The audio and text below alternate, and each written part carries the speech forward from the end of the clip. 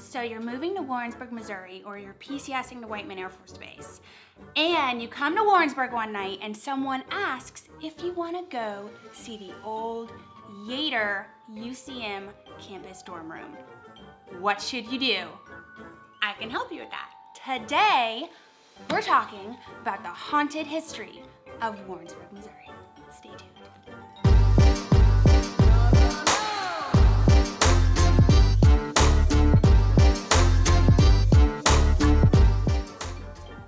And don't forget to like and subscribe down below because I make a new video every single week all about Warrensburg, Missouri, and you're gonna wanna get notified.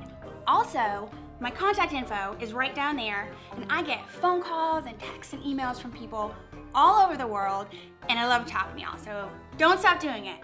Text me, call me, anytime. Today, we're gonna talk about haunted Warrensburg. I wish it was closer to Halloween while I'm doing this because the fall is my favorite time of year and it feels very fall-ish to talk about ghost stories, but it's the middle of summer right now. So let's just pretend that it's fall, and who knows, maybe you're watching this right now during the fall. You never know. Haunted Warrensburg. So I put together a collection of some of the most interesting and spooky ghost stories in this town that are based off real occurrences, and today we're gonna talk about them. So let's just get right into it. Number one. Woo. I'm sorry. Okay. Number one, we're gonna talk about the World's Fair train wreck of 1904. So this really happened. This was 3 miles outside of town, outside of Warrensburg, Missouri.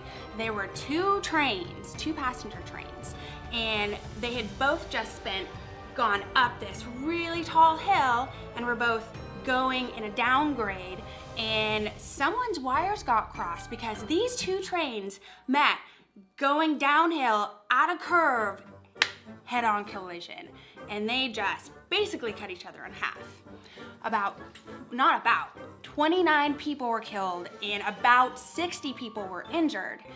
And this was right near Warrensburg, and right when it happened, the conductor who survived jumped out and then ran all the way to Warrensburg to let them know what had happened.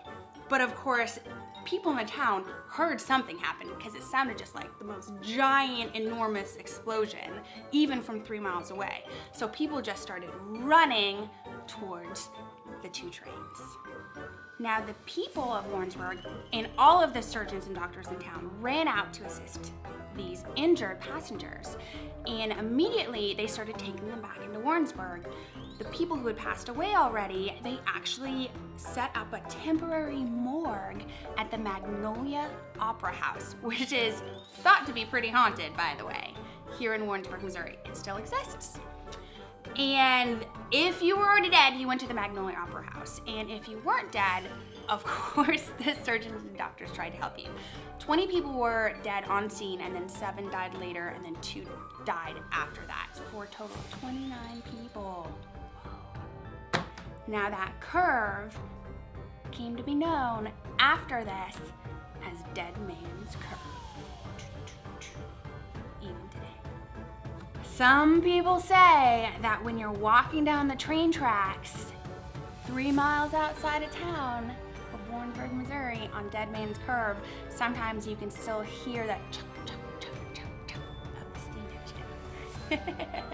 I don't know. Come walk it, find out.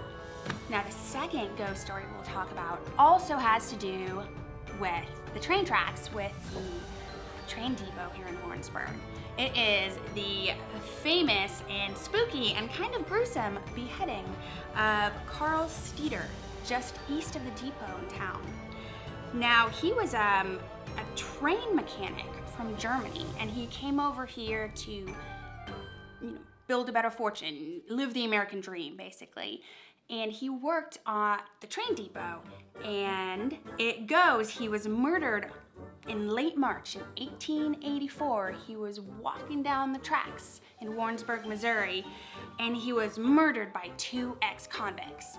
So he had saved up quite a bit of money in his billfold that he would send back to his family, and somehow these 2 ex-convicts found out about it, and they caught him on the train tracks. And unfortunately, they killed him. They cut his head off, and then they left him on the train tracks for the train to run over. Pretty gross, pretty gruesome, but it is said that if you go and walk the train tracks at night in the middle of the town near the depot, you may run into Carl Steedle trying to make his way out west and meet his family. Now, number 3 we're gonna talk about, it isn't really a ghost story, but it's a pretty kind of creepy thing that not a lot of people know about Warrensburg, Missouri. So if you go down Pine Street and you see the old electrical station, across from it is just kind of an open area, and it's kind of a parking lot. It has some trees, and right next to it are the railroad tracks. That open parking area across from the electrical station is the site of the last public hangings in Johnson County, Missouri. That's where they had the gallows. So if you did something real bad, they strung you up there. If you stole someone's horse, they hanged you right there next to the railroad tracks. So next time you're walking down Pine Street by the old electrical station, take a look to the left. That's where the gallows used to be. You may see someone swinging in the wind. As most people know, Warrensburg is home to the University of Central Missouri. And there's one particular dorm hall that is known to be one of the most haunted places in the state of Missouri, and that is Yeater Hall. So, since opening up its doors in 1941, Yeater Hall has been home to tons and tons of female college students, but it did gain a very strong notoriety for haunted occurrences. And actually, today, it's closed. You cannot stay in Yeater Hall. So the impetus behind Yeater Hall was Laura Yeater, and she was a professor at UCM. And almost as soon as this hall was built, there started being talk and stories about apparitions seen roaming the halls, loud noises, doors slamming, things falling off shelves, just kind of an overall sense of unease and things occurring. And to more than just one student, just tons of students were reporting this constantly. And this continued until Yeater Hall closed its doors in 2015. A much beloved but silent and empty part of Warrensburg history. The only people who ever go into Yeater Hall today are maintenance workers that keep it up and make sure that it's secure and locked and taken care of. The only time any students go into Yeater Hall is once a year during Halloween. There's actually a ghost tour that goes through Yeater Hall all the way up to the top 5th floor, which is supposedly the most haunted, and then down again. And that's once a year. So if you're ever in Warrensburg in October and you want to go into the famous haunted Yeater Hall, you can check it out. Now, there's a possibility that Yeater Hall is not haunted by Laura Yeater, but possibly haunted by Mr. and Mrs. Henry Yeater. Now, these were 2 Warrensburg residents who were brutally murdered in their bed by their adopted son while they slept. So, and when caught, he described the act with no emotion and saying that he did it because he believed that they had written him out of their will and he was afraid to be penniless. So, is Yeater Hall haunted by Laura Yeater? Is it haunted by the ghosts of the murdered Yeaters? Or is it slightly intoxicated college students knocking on doors and windows at night? I don't know. You be the judge.